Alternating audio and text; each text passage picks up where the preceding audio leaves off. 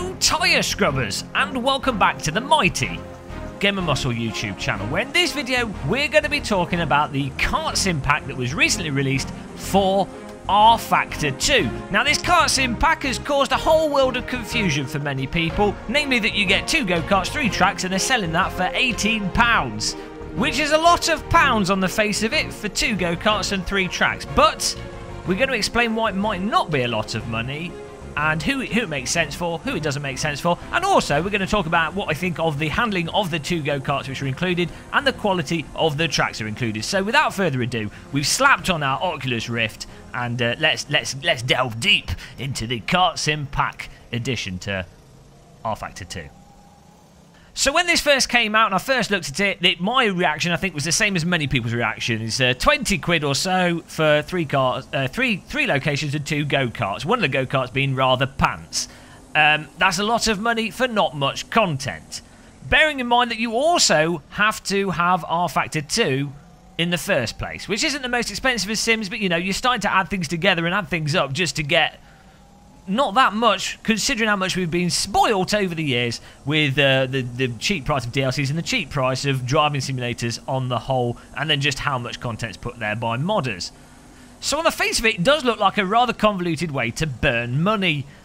But when you start to think of it in terms of the fact that the tracks it has included are laser scanned, or based on laser scan data, are really nicely detailed and absolutely fantastic track models, and that the X30 go-kart especially, not the rental go-kart, it's not very good, but the X30 go-kart, the higher spec go-kart, is, in my opinion, one of the best go-karts I've actually driven in a simulator, then it starts to make a little bit more sense. Now, the problem we fall into here is that if you're approaching this as a game or sort of a casual sim thing, or you're just fitting in with the other simulators, regardless of how good something is, 20 quid is still a lot of money on top of an initial game for an individual DLC, so it just doesn't make sense in that context. And as a result, I think a lot of people are not going to bother getting this until it's either cheap, until it's made cheaper, or, you know, they might just ignore it overall unless they're a real-world go-karter. And that's the crux of it, really. If you are looking to use this as an actual simulator to actually practice the real-world tracks in the given go-karts, be that the rental car, it's not very good, or this X30 or go-kart that's within the similar envelope to the X30, if you're looking to use it as a training tool and you happen to drive at, say, Buckmore Park PFI or Glenwye Gore, then, you know, 20 quid is incredible value for money, because it's nothing compared to the price of the real-world thing, and you'll instantly save the time learning the tracks, developing some skills. And I say the X30 go-kart physics are fantastic. You could pay 100 quid for it, you could pay 300 quid for it, and it would still be good value for money. And actually, Kart Sim itself can be found at various real-world locations. This started off as a private sort of bespoke simulator for kartographers. Why are they making maps and go-kart? I don't know. To practice, and they actually set you back from I think £700 to a couple of grand. Though they do sell it, the simulator, with a mock-up go-kart, and I think it's got a servo force feedback and everything. Anyway, needless to say, the point is there's this divide between real-world simulation application and people approaching it they still want to have realistic sims, and they still got the same application, but they're approaching it more from the gaming perspective. Now, of course, I'm sure Studio 397 would argue, well, 20 quid's a bloody bargain, because this is normally thousands of pounds to access it. And yeah, it is in that logic, but people playing this on the PC side, picking this up as a game, aren't seeing it from that perspective. They're seeing it from the how much the DLC normally costs. So even though, yeah, you know, it's massively cheaper what you're selling it for than what it is in the other marketplace, it still doesn't make any sense for sim racers. Which, for those people that do pick it up, will mean that there's no one to race online with, and it ends up making it worse overall. There'll be less mod tracks supporting it, because Rfactor 2 isn't exactly the most vibrant simulator when it comes to modding, though it's slowly getting better. You know, there's just this whole separate philosophy between private sims and public sims. That's what I'm going to call them, private sims and public sims.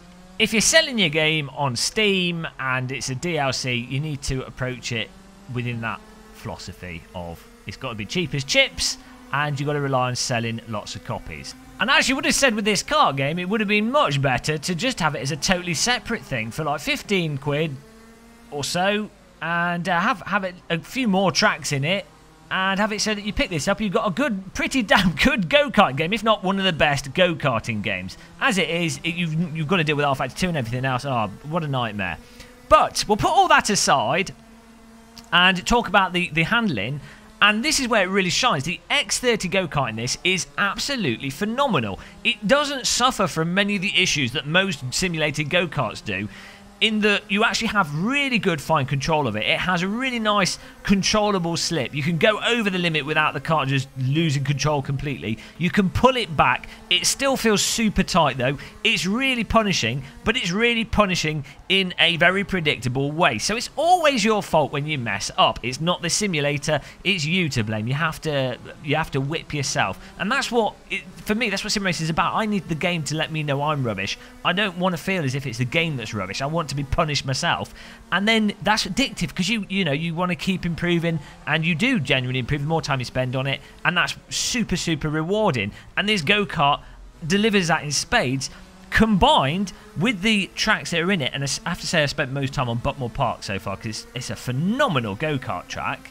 You can really appreciate the layout of Buckmore with this specific X30 go-kart, and just the way that you've got to compromise entry speed on some corners, and the way that the slip you'll lose lateral grip, but that you can start to use that to help line yourself up, to carry the momentum through and deal with the intrinsic aspects of the sort of generally underpowered nature of a go-kart, and the fact that you're trying not to slip like with any vehicle that's on tyres. But there's all these little subtle nuances that really do come out without that frustration that I've found with pretty much every other simulated go-kart I've driven, such as curbing with most simulated go-karts tends to be instant death. With this, that's not a problem. Going over bumps with your traditionally simulated go-kart tends to be instant death, weird oscillation, or just bonkers control. Again, this go-kart, it doesn't take too kindly to going over the bumps, but it responds how you would expect a go-kart to go over bumps. It unsettles it, but it unsettles it in exactly the way you would expect a go-kart to be unsettled. And then finally, the force feedback is really good as well. I've set this up. I'm really fortunate I'm using a direct drive wheel, of course. But with that, I've managed to get the force feedback feeling pretty much exactly as I'd imagine this type of go-kart to feel in reality. I'm getting a really good feel for how much front-end grip I've got in general, the self-aligning, the actual forces coming through, the load on the tyres and the general force on the go-kart. And then things like the track texture, you can feel the paint, the curbing, the little undulations and bumps. Again, super immersive force feedback, absolutely fantastic. And lastly, as you've noticed in this video, we're playing in virtual reality, which is the sort of trifecta. Good physics, good force feedback, virtual reality. Well, I'm in a go-kart, it's practically real. Why bother doing the real thing when you can do it simulated? Unfortunately, Rfactor 2 doesn't run particularly well, so you will need... I'm running this on a 1080 Ti and I'm still getting frame rate drops. I have got the graphics pumped up with AA and what have you, but... you don't get as good a frame rate from Rfactor 2 as you'd expect for the visuals. So with VR, for most people, you're going to have to turn everything down, making it look even worse. But at least it's there as an option, and if you ignore the actual performance of it, and you've got a fast enough computer to make it run, the scale of everything is right, the actual head track and everything else, the VR implementation, all works really nicely. It's just the performance aspect, and then the go-karts in VR are especially spectacular. And I have to say, just driving it in VR, it feels like you're in a go-kart. It's very similar to the real-world activity, as opposed to when you're playing it on a screen with exactly the same setup. It just doesn't connect. The dots don't connect in the same way compared to VR. So, that pretty much summarises it. I think that's most things, that's most aspects of it.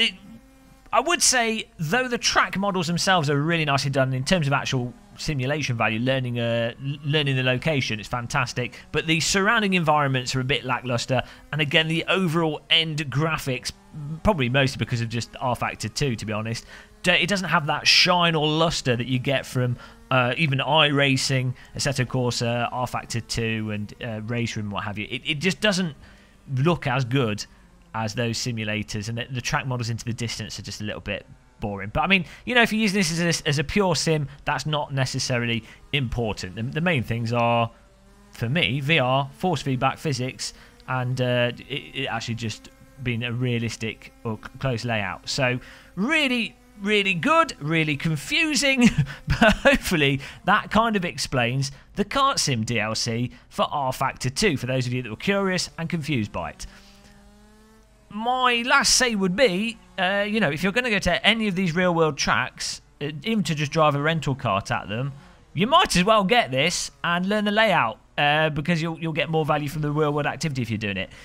If you are, on the other hand, or also if you're actually a pro go-karter, or you're looking to be a Formula 1 driver, say you're like 3 years old, your parents have decided to waste all their money on you because they put their hopes and dreams into the children. What a foolish thing to do.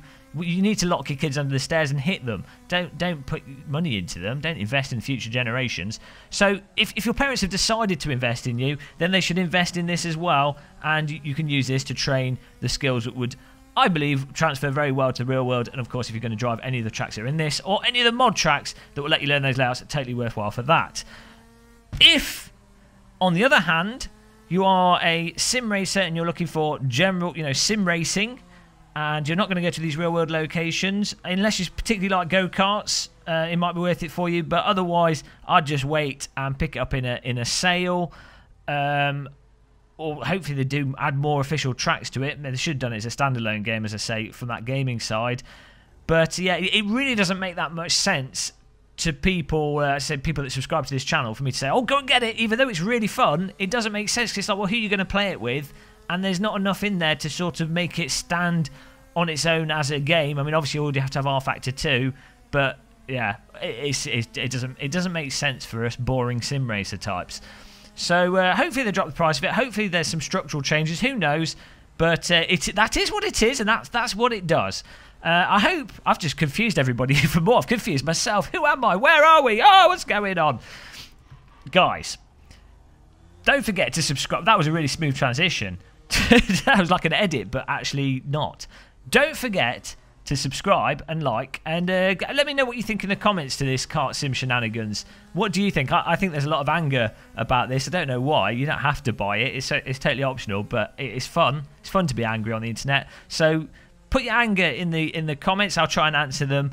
And yeah, subscribe to our channel, because we'll be streaming and you can join in with us. We've got more content coming very soon. Thank you very much for watching, guys. Have a good evening. Goodbye.